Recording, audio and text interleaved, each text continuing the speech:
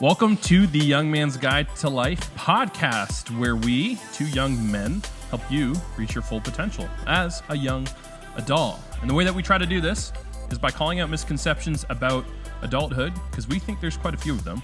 Yes. We also try to help you learn from our mistakes. We have also a lot of those. And best thing we do is empower young adults to take risks, to live up to their full potential. We want young people to live the best life that they can. We want you to crush it. Yeah. And you got to take risks to do that. Nobody does that by playing it safe. It's true. So that's what we do on the show. It's episode 6. My name is Andrew, and I am the host of this podcast, and I'm with my friend Erik, who's our co-host here. Hello. This is a Thursday afternoon. Normally we don't record on Thursday afternoons. How do you feel about that? I'm feeling good today. Yeah? Yeah. It feels weird, to be honest. We always do it on Sunday. Yeah, we're used to doing the live stream Sunday service thing, and then we're all like eating food, and I know. We come to this thing. But it was so nice of a day on Sunday that we were like, forget it. Let's get out of here. Yeah. It was really nice. Yeah. So we thought it was important still to make sure we had something recorded for the people who are listening and paying attention. Because there's some of you out there, and we want to thank you. We think it's awesome that you're doing that. I think you're part of something cool. I think you can actually help young adults by listening, help yourself, and help others by sharing some stuff. Yeah. Maybe there's something helpful. Out of 6 episodes, there's got to have been like one or two things nougat, that a little nougat, are helpful to everyone based on where they're at. That's our hope. What and is goal. nougat? Because it's in like chocolate bars and stuff, but I've never actually, I don't know what it is. I don't know what it is either. I think it's like some rubbery substance. Isn't it like yeah, Turkish kind of. Delight It's or like something? Yeah, maybe. Have you ever No, liked Turkish the Delight nougat is bar? gross. I feel like it's gross. I don't know. No I offense like to it nougat when lovers. they have like when you get like the specialty chocolates and like the tray and they each have like something different. I always love the ones with nougat in them. Dude, Those we are would my be great favorite. friends because I avoid the ones with nougat. Really? In them. Yeah. We're like simpatico. I look for the ones with like salted caramel Yeah, those or are good. just straight like hazelnut or something like that. Not a fan of the fruity things. Yeah, the fruit creams. Like, Garbage. does anyone actually like orange flavored chocolate? Comment in the comments if you are a fruit cream chocolate connoisseur, because that's a misconception that I want to. Yeah. No, that's good. Yeah, because everyone's like, oh, adults eat these chocolate tray Fancy things. chocolates. You bring them to parties. Everyone likes them. Duh. And the reality is, no one likes them. Did I tell my iced tea story on Your what? my iced tea story? I don't think so. From Tell it. NTV Cribs. You have to tell it now. I don't think I I've might heard have this. on the podcast already, but that's okay. I'm famous for that. So one of my favorite life lessons is from the rapper turned actor Ice-T, who on his MTV Cribs episode was being taken through his house, and he opens the fridge, and the only thing in his fridge was a bottle of Cristal, and then like 6 cases of Yoo-Hoo chocolate drink, and Smucker's Uncrustable peanut butter and jelly sandwiches. And he like a gangster peels open a Smucker's Uncrustable, and he goes, you know what I found out? When you get to the top, the cheap stuff's the good stuff anyway. And he takes a bite of an Uncrustable. The cheap stuff's the good stuff anyway. Is that a pro tip? It's guided me in my journey. You know what? That actually, the story works perfectly. That is a perfect segment into today's podcast. Today's podcast, we're talking mostly about things related to money. Because if you're like us, you are a young adult who doesn't have much of a clue about how money actually works. You think you do, and you don't, because you never have what you think you should have. And then you're basically just living every single week or month, paycheck to paycheck, feeling broke all the time and wondering if there's an end to it. Yeah. So today we're going to talk about that. Nice. But before we get to that, I want to have a more fun conversation because we're going to talk about like the hard stuff, like actual budgeting, which is what we all need to land on. But speaking of cribs, Just kidding. the other day, a couple weeks ago actually, here in Ontario, we had like the biggest Lotto Max draw of all time. And the Lotto Max caps out at $70 million, plus they do these extra draws for like $1 million. Yeah. And so they call them these max draws or whatever. And so it was at $70 million plus like 49 extra draws for $1 million. Wow. And I'm not going to lie to you. Some people freak out about gambling and stuff like that. And gambling can be terrible for you, yada, yada, yada. Can be sinful, blah, blah, blah, blah, blah. I bought a ticket. Just one. Just $5. Usually I do that when it gets crazy high just because it's fun. Did you win? No, I didn't win anything. But here's what happens. Here's what happens to me. I'm an 8 on the Enneagram, which means lust is a big thing for me. And that means that when I buy a lottery ticket and I know what the jackpot is, the only thing I'm thinking about for a whole week beforehand is how I'd spend that money. And it's fun to me, but it also distracts me from a lot of really important things because everything I'm doing, I'm filtering through that.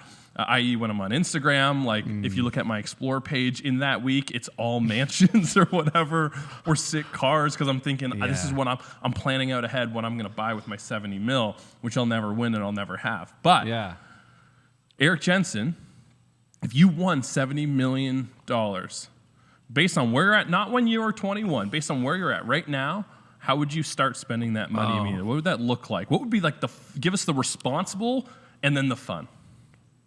Well, I mean, like... Screw the responsible. Just give me the fun. Give me the fun. Yeah, I'd probably... Well, see, I'm a little bit... I would probably give a pretty significant amount of it away. Because it would pain me, but I would give a bunch of it away. I'd basically make sure that my parents are taken care of, that we have a house and stuff like that. If I was blowing money...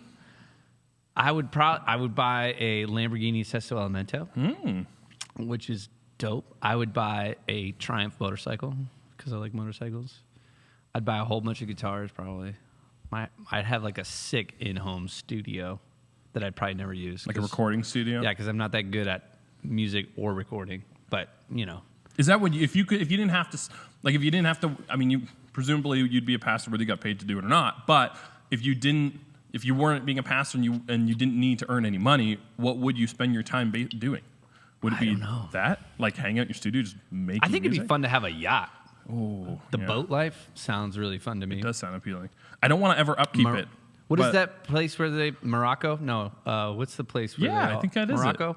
Is that it? Where they where they have the Formula big 1 yachts? races? Yeah, it is. I think that's it. Morocco? Yeah. That doesn't sound right to me. No, it sounds right to me. Milan? That might... I think all those places have boats and race cars. Yeah. Places I'll never be. Yeah, nobody I've ever met's been there because no one I've ever met has real money. But $70 million is a lot of money. That's crazy amounts. You know what? I would, even that amount of money, I feel like you would go through it pretty quick and you'd be like, man, it's amazing how quick you can spend $70 million. I don't think you realize how much $70 million It is a lot. But if you're buying a $30 million boat. That's probably where that's it. I think that's where all of it would go. If you got into the boat life, you'd buy a boat and then you'd spend $1 million a year to maintain that boat and then it'd be all gone. And it's gone. Yeah. Done. There we go. Yeah. That's how I'd spend it, I guess. I've always had a dream. I have a friend named Nathan Bueller. He's an architect. He is. And he makes really cool stuff. And I've always had this dream. If I ever won a lot of money or came into a lot of money, I'd basically say, Nathan, build me a house. Here's the parameters. You design and do everything that you wish you could do for all your clients that they don't let you do because they're less cool. Yeah. Do it. Yeah. That's a good tip. If you do find yourself with $70 million, call Nathan Bueller immediately because he's a guy who I feel like would be a lot of fun to give a whole bunch of money to like build you the coolest home ever. Yeah. Would you move from where you live now? Like, would you? Yeah. Where would you move to? Like location? Yeah. Like, I don't know. I mean, well, I'd probably have a summer home. Well, yeah, you'd have a cottage in Muskokas. I think I would have to do something. So I think I would still basically continue doing what I'm doing now. It'd probably be harder to stay motivated if I'm being honest. Yeah. Because, you would wake up one day and be like, I don't want to deal with this. I don't have to deal with this. Right. And then you just walk away. Right. But I think I would still do some sort of work like I'm doing now. I was thinking the same thing. Some people, like, they're in a career where it was like the second, if they won a lot of money, they'd be done. They'd never go back into that. And I was thinking, like, I wouldn't actually, at least when I think about it, obviously, if you actually had that money, you'd be making different decisions. But, like, I was like, I would have him build a house on the escarpment, and I would stay in Milton, and I would want to continue to like get to know Milton and spend time in Milton and be a part of the Milton community and build up the Milton community. I feel like just being a part, like rooted in a community. Yeah. Would be. I wouldn't do like the downtown. I wouldn't live in a city. I'd go rural. I'd own a condo just so I didn't have to pay for a hotel when I go down there all the time. But yeah. I was also thinking car wise. I was like, man, what can if you won $70 million, you're a pastor, what car would you drive that's still somewhat modest? Yeah, not a Sesto Elemento. Nope. No. I mean, I looked at the Cadillac CTS. Yeah. That's a pretty nice car. Sedan, yeah. It is. Pretty reasonable. It's not flashy. No. People don't think of Cadillacs today the same way they used to think of them. No, I think that's a good deal. My car would be a Toyota 4Runner TDR Pro. Wow. Which is like their cool, expensive off-roading vehicle that looks like normal, like a normal dad could actually drive it. But it's dope. And it's family oriented, but it's also like the cool outdoors guy car, even though I'm not an outdoors guy. I like their FJ Cruiser too. It's kind of the same. You like the FJ Cruiser? I like them so they can be a little bit like Victoria Beckham, like soccer mom, kind of ritzy soccer mom. But I saw one matte black with like a off-road kit, big knobby tires and all that stuff, and that looks pretty dope. Speaking of staying local, because I at least I feel now I would probably want to. I would want community somewhere, and why would I move somewhere to have to restart with the community? Like I like the people I'm around. Speaking of local, one of the things I was thinking about when we thought about finance is like there's a big theme in culture. There's a good one, and that's to buy local, especially now with all the COVID stuff. But even before that, it was like, wait a sec, should we be buying things locally rather than globally, like things that are shipped in? Should we be buying things from stores that are local or things that are made locally and stuff like that? Why are people all about buying local? Do you know what the premise of that is? Well, I think that people who it's kind of the Mega Mart mentality is basically let's cut all of the overhead we can so that we can offer these products for as little amount of money as we can. And the problem with that is that then if you make shoes, everybody's buying $12 shoes from Walmart, right? And you make $200 shoes in your house. Well, now you're out of work, right? Right, because no one's going to buy $200 shoes when you can get $12 shoes. Right, and so we kind of all jumped into that boat as a culture, and we're like, Walmart's great. And then everybody stopped making shoes. And then we're like, you know what? When we really think about it, $12 shoes suck. Yeah, they do. And so then we're like, oh, we should have bought the guy who made the shoes. Remember that guy who before Oscar or whatever his name was, he made great shoes. And then he's gone. He does something else now because we put him out of business. So I think that the desire for local businesses to thrive is actually an appreciation for not only quality, but also the establishment of your community. Right. So I think people feel like they're sort of giving back to their community in a way. But in general, you have artisans, you have people who are only making shoes. They're going to be really stinking good at making shoes, Right. And you could probably go back to them and say, hey, there's this little defect here. There's a little thing. Can you fix it? And they're probably going to be like, yeah, because I know you and I like you. Economically, for those who don't understand buying local, what it does is instead of profits going into the pockets of the world market and all the world market, some rich hedge fund guys, manufacturing place in China or whatever. Like the money actually goes directly into the pocket of someone who lives in your neighborhood. And if they have more money, they're going to spend more money. And if they're spending more money locally, that means that money is actually going to then be transferred to somebody else locally. And then your whole community actually gets better because you're buying stuff from one another and you're making stuff for one another and the money stays within the ecosystem, I guess. And well, maybe this is divergent, so you can cut me off if it is. But I read an article today, I need to fact check this, that after World War II, the United States was making more things than the rest of the world combined, which seems insane to me. Why? Well, because China hadn't emerged in the production market yet. I mean, as they have now, obviously they've kind of taken over. But it was after World War II, the economy was booming. And they had all these factories because they had built, tanks and stuff for 7 years. And yeah, but that just was an incredible stat to me that the GDP was more than the rest of the world combined. Yeah, for several years that. after the World War II. But it makes sense because everyone in America who has money is buying things from other Americans, so the money's staying in America, and it's growing in America because other people from around the world are buying stuff from America too. Yeah, just incredible. But I think that's the macro scale of the idea that you're talking about in a way is like that, if you buy local and they buy local and you happen to be a local business or a marketing company or whatever, that some of those things can thrive off of each other. And, in the long run, I think that it's better for us to kind of microeconomics at least focus on it for certain things. I think so too, and it's also there's an ethical component to it.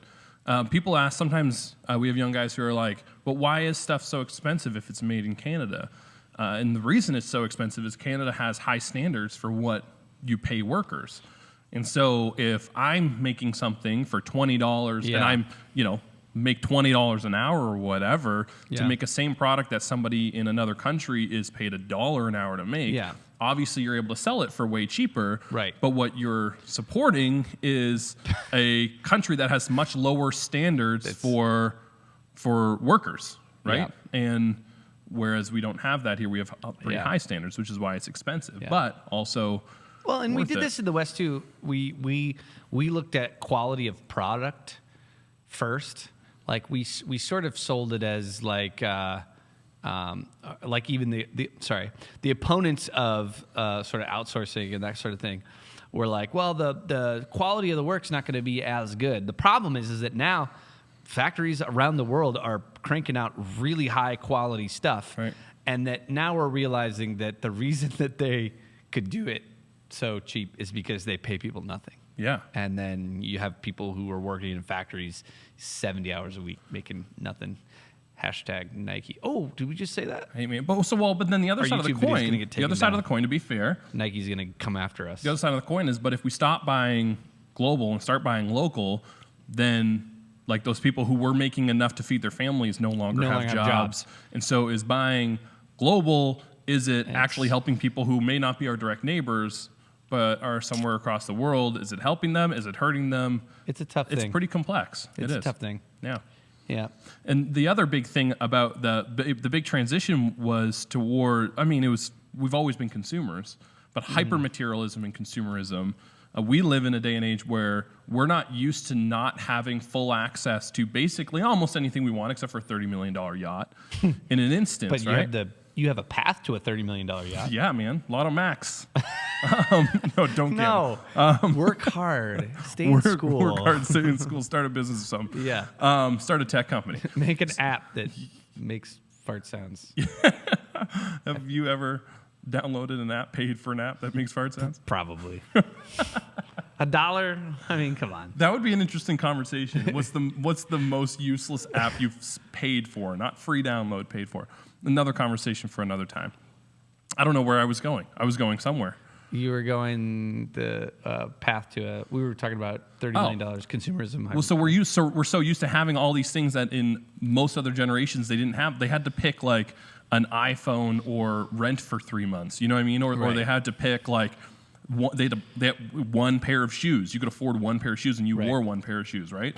And you had 6 outfits, right? Whereas we're used to having a billion of everything and buying more of it that we don't need. Yeah. And the only way we can do that is if those products are cheaper. So maybe even part of it isn't just buying local, it's actually simplifying and minimizing your life and your needs and your consumerism. I don't hear many people talk about that, but I do sense it. Like I sense young people knowing quality of products and responsibly resourcing. You hear a bit of it, I guess. But like, it seems to be more approachable, I guess, or commonplace, that people are considering those things, The next generation coming up definitely is more than we were taught to, that's for sure.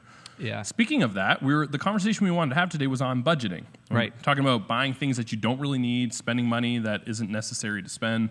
The conversation we wanted to have today with young adults was budgeting. And part of that's because I was taught some general principles of budgeting throughout my young adult years, but never really understood everything fully and got to a place where I lived out of it effectively and was able to build kind of whatever wealth I could have built for myself. And so I'm learning from mistakes, right? I'm 28 and still trying to figure this thing out. And you are in some sense as well. Yeah. But there are expert. Sorry, go ahead. I just said I'm no expert. No. But there are things you know now that you didn't know at 21 that you wish you knew at 21. Yeah, for sure. So when we talk about budgeting, kind of the basic principle we're talking about is giving every single dollar a job. Basically knowing what dollars you have, not which ones you dream to have, not spending the $70 million Lotto Max that you haven't won yet, that you're going to win this week, but actually the money that you have access to or you know for sure is coming in, basically knowing where it's going and then how much of it is left over. That's that's what we are talking about when we talk about budgeting. And Eric, I wanted to ask you, because you're doing better at it than I am, as poorly as you might be doing at it, you're probably doing better than I am because we talk about this.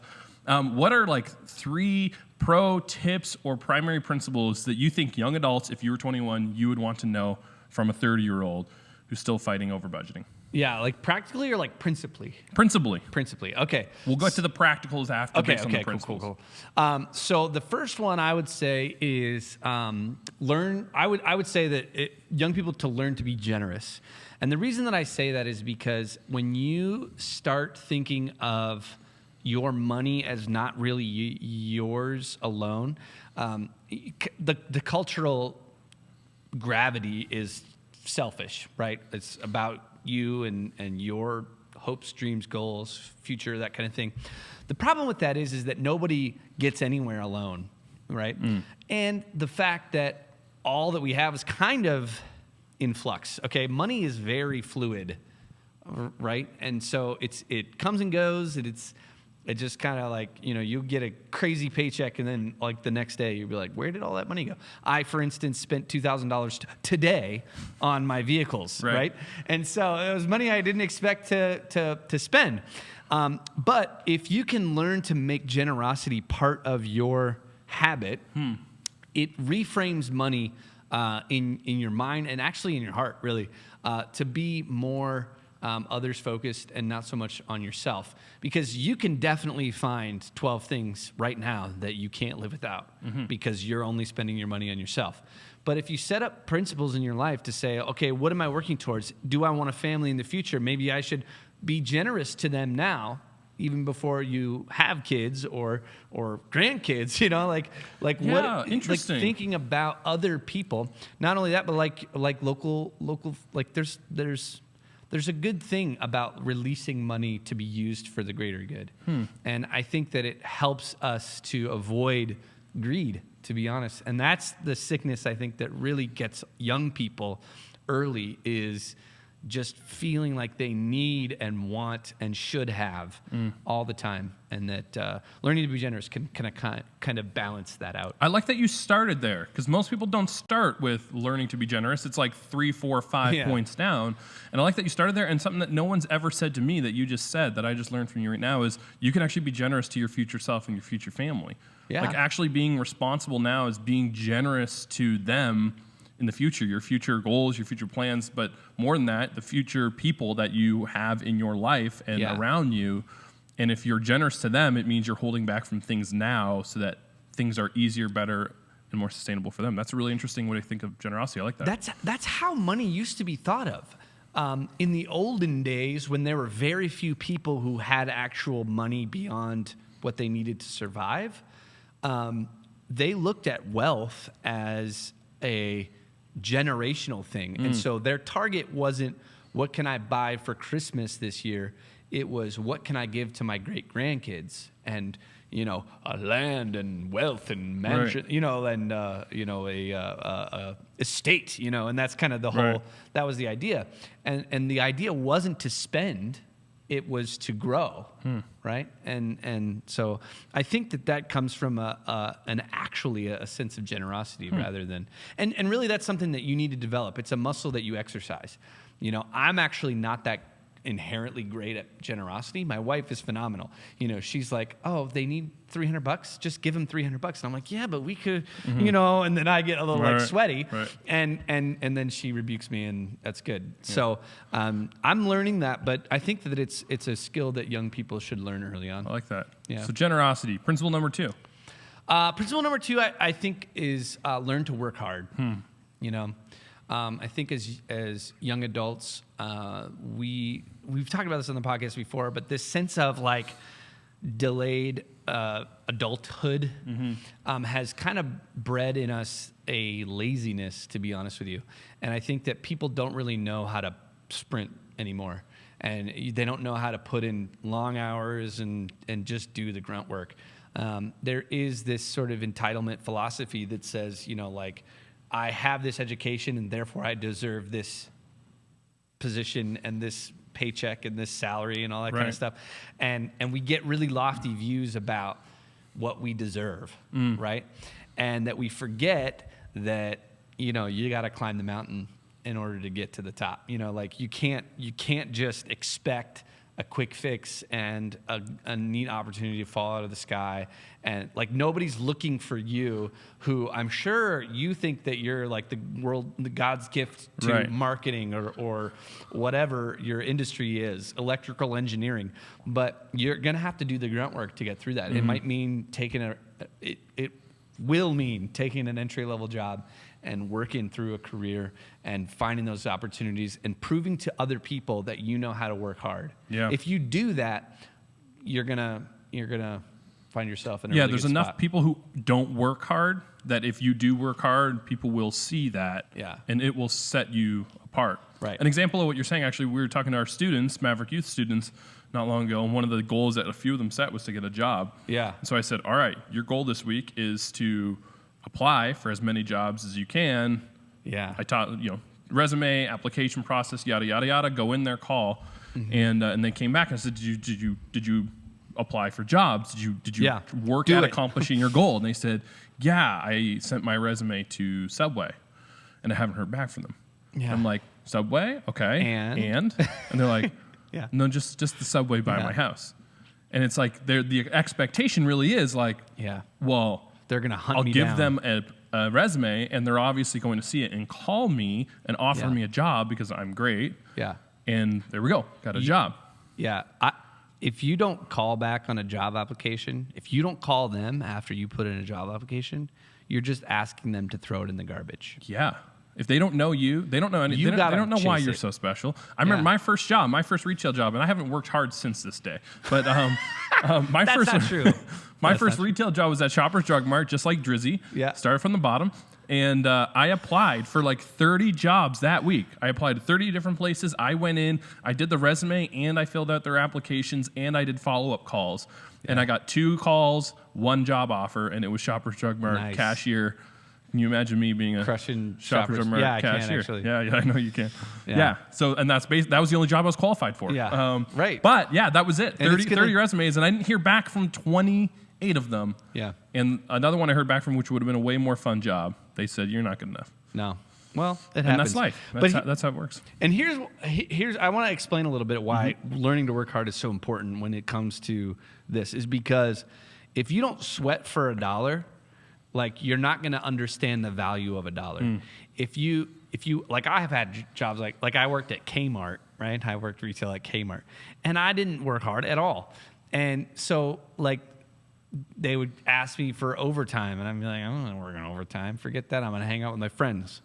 And, all this kind of like that becomes a pattern in your life where you don't really understand the value of $1 because you really didn't work. Like I didn't work for the paycheck that I got.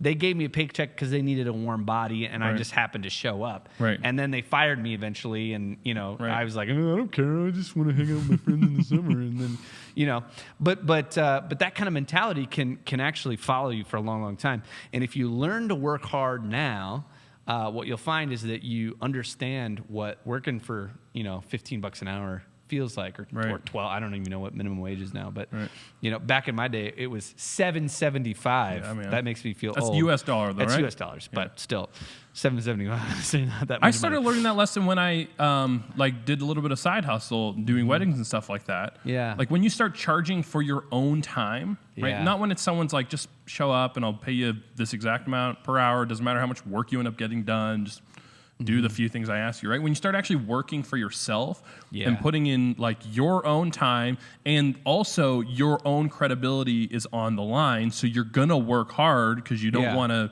do a bad job. Then you start realizing the value of a dollar. And then when you do all this hard work and you only make so much, and you can't get any more business by charging any more, then you're like, oh, it takes hard work to make a real dollar, and that actually has real value. So that's good. That's really helpful. So learn to work hard. And what I will tell you too is that if you learn to work hard, you'll find ways to turn your passions into productivity for yourself. Like you'll find ways to engage your passions in the future, because no one's passionate about Shoppers Drug Mart. Like we're not, well, maybe somebody is. I don't know, my managers were very passionate. They're still there, by the way. They're still there. But yeah, well, for sure. Maybe that is. Maybe that's awesome. People get satisfaction out of all kinds of stuff. Right. But the point is that if you learn to work hard, that never wears off. No. Right. And so if you really want to do a digital marketing company, and that's what you're passionate about, but you learn to work hard at Shoppers Drug Mart, when you actually have an opportunity, you can crush it. Yeah. Right? You can kick down the door and be like, here's what I have, because I know how to put in the long hours. Right. I know how to put on the long work, and I know the value of what I'm doing and what it's worth. And so you'll have a better sense of money in general, but not only, in your career. Like it's a good skill. Learn tip number 3. Tip number 3. Principal tip. Learn the art of delayed gratification. So this is a hard one. We've kind of referenced it a little bit already, but the idea that we have of fulfilling our needs as soon as they cross our mind is pretty high. Like the fact that Amazon has like a one-click buy tab is a great marker of our need to learn this art. I used that 3 times this week. Things I needed. They were essentials, which is great for that. But I do too. But that's delayed gratification. If you don't know what I'm talking about, it's the ability for you to say, I want this, but not now. I want this. I'm gonna buy it, but not right now. Like it's not a smart move for me. So I was showing my wife guitars. I want to buy a new guitar. And, it's like $3,000 or whatever. And, we're like, oh man, it'd be cool if we could buy this guitar or whatever. And I found the one that I really want, And I could have bought it, on credit or whatever, or I made payments or, all that kind of thing. But it just became obvious that I needed to embrace this idea of delayed gratification, that it's probably going to be a yes someday, but it's not today. Right. And in the end, I'm not going to spend more time and money and hard work to pay for something that's not actually worth it. Like if you buy something on credit and you have to make payments, they're getting interest off of it. Like you're actually spending dollars that you don't need to. You're giving money to the rich guys who own patient. All the yachts. Yeah. Just be patient. And sometimes, like, people get into this with debt, with cars and all kinds of stuff, is that they can't handle the idea of delayed gratification, so they buy the car that they want, even though it's the car they can't afford. And then they make a bunch of payments, and then it gets repossessed in the end anyway. Because they default on their loan or whatever. Right. And so they lose the money that they gave them and the asset that they were trying to purchase. And they've lost the satisfaction of driving that asset in 6 months, because that's how we're wired, is things are way less interesting to us when we own them. For sure. Yeah. That's good. So if you can learn the art of delayed gratification, is saying, and here's a great, like, maybe this will segue into some practical things. Here's a great one. Man, when you get the Starbucks hunger, ever get the Starbucks hunger? I get it all the time. When you're driving past Starbucks and you're like, oh, I could use a ice white mocha with no whipped cream. Right meow. Right meow. Right meow. Right? And here's the great way to exercise your delayed gratification muscle. Just drive past. But if you do that, honestly, I know it sounds lame, but if you can do that, it helps you in these moments where you are trying to buy the car and you're like, man, this makes really good sense. This salesman, he's really good at his job. I can't do this right now. That's helpful. So wait. It's not just a money thing, it's a life thing. So my wife, shout out to Ashton Wood, she is amazing at this. Yeah. She will buy chocolate, some sort of special chocolate, and it'll be in our cupboard for months. Will it have nougat in it? It will never have nougat in it. But like mini eggs the other day, like I bought her some mini eggs for Easter, and that was weeks ago, and they really haven't been touched, or she'll have one at a time. Like she'll treat herself when she needs it, and she'll delay that gratification. Whereas I grew up, like basically if there was anything good in the house, I was eating it before my brother did, because if I didn't, he was eating it, and right. And so I learned, eat it all really quick, enjoy the satisfaction of it, and then, well, when you want it again, you can buy it, right? Whereas my wife's actually really good at that with those things, like with snacks and treats and stuff like that, which actually translates to money. My wife will like look at stuff and she'll be like, I'll be like, well, do you want that?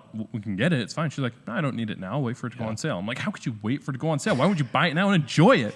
Get it and now. she's like, no. And then sometimes what happens a lot of times is by the time where we have the money for it, it's like, I don't really need that, or I've moved on for that. I'm not that interested. Or something better came along, or whatever. So my wife's really good at that delayed gratification thing. I'm not. I'm really bad at it, and which actually is why I'm really bad at budgeting. And so what I wanted to finish off with was a few practical things, and you can add in some practical tips and stuff like that. Okay. But I want to finish off with a couple practical things for people who suck at budgeting like me. Because straight up, I'm telling you honestly, we're talking about it.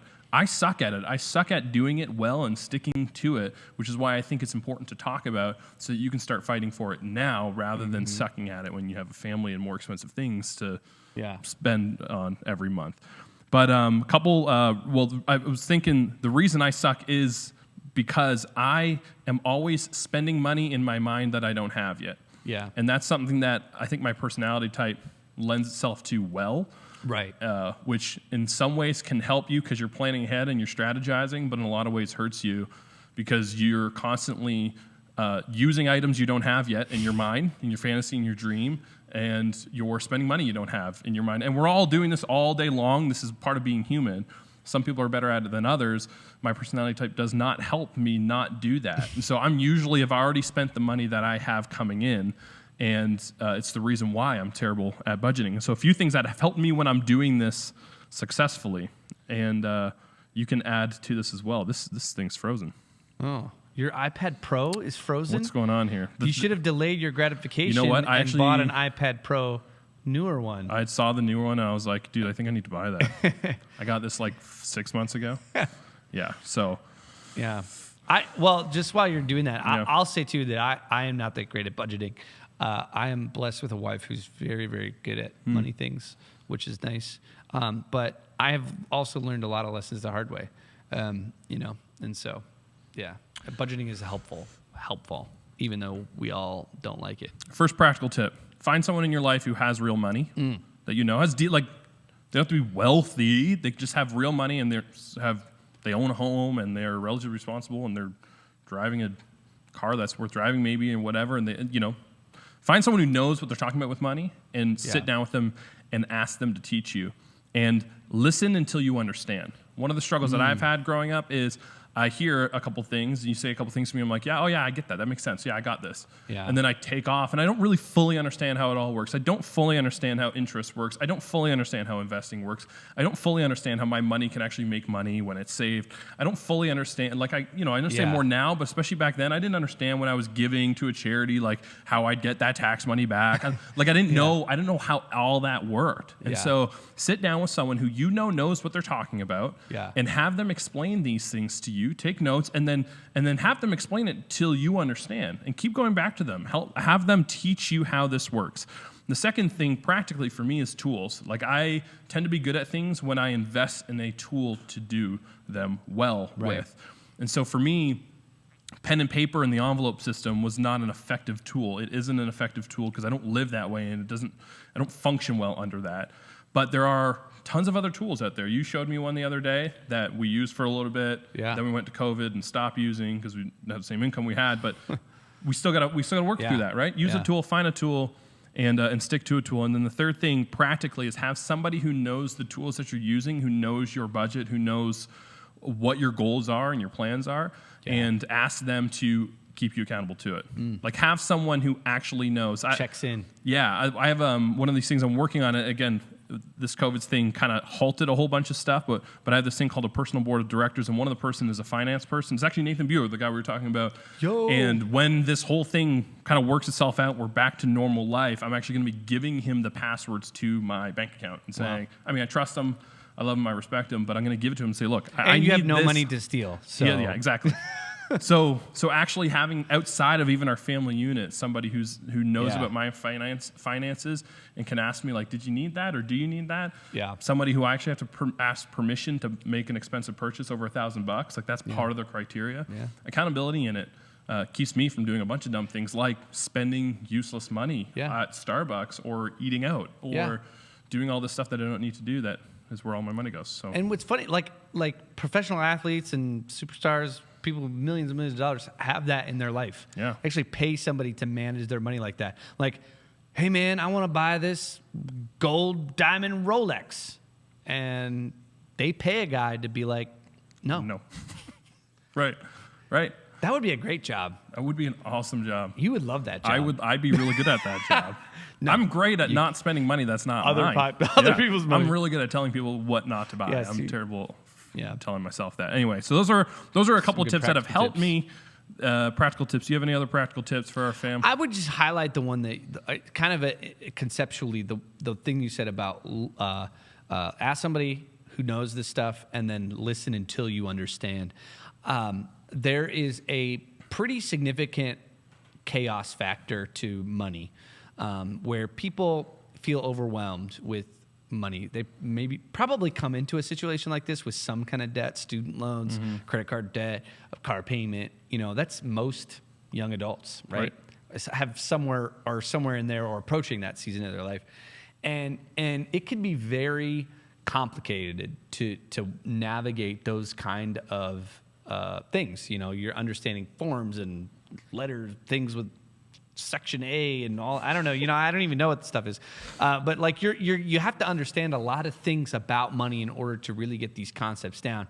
But I would encourage you to press in and learn, because that's just going to put a tool in your toolbox that is never going to not be used. It's like a really handy thing to have. Super it's handy like tool. Knowing how to do your taxes and knowing what that stuff means and all that kind of, like, what investments are. Like, learning just the nomenclature actually can help you greatly in understanding how to better your financial kind of existence. That's good. So that's probably all I would say. Hey, that was a young man's guide to life on money. We didn't guide you that well, but hopefully there's a couple things that are going to help you in your own finances. I disagree. I think we're geniuses. We should bottle this and sell it. The whole point of this conversation was to talk about misconceptions about adulthood and misconceptions about money in adulthood, learn from the mistakes of others, and actually encourage you to take risks. Yep. We encourage you to take risks. Yeah. So thanks for joining us on the Young Man's Guide to Life podcast. Yep. My name was Andrew. This is Eric. Make sure you like, comment, subscribe, tell your grandma. Yeah, share it with somebody if you think it's helpful. Think about your poorest friend. Share this podcast with them. Thanks for joining us. We'll see you guys. If I get an invite to this, my own podcast, I'm going to be upset. Anyway, all right. We'll see you guys next time on the Young Man's Guide to Life.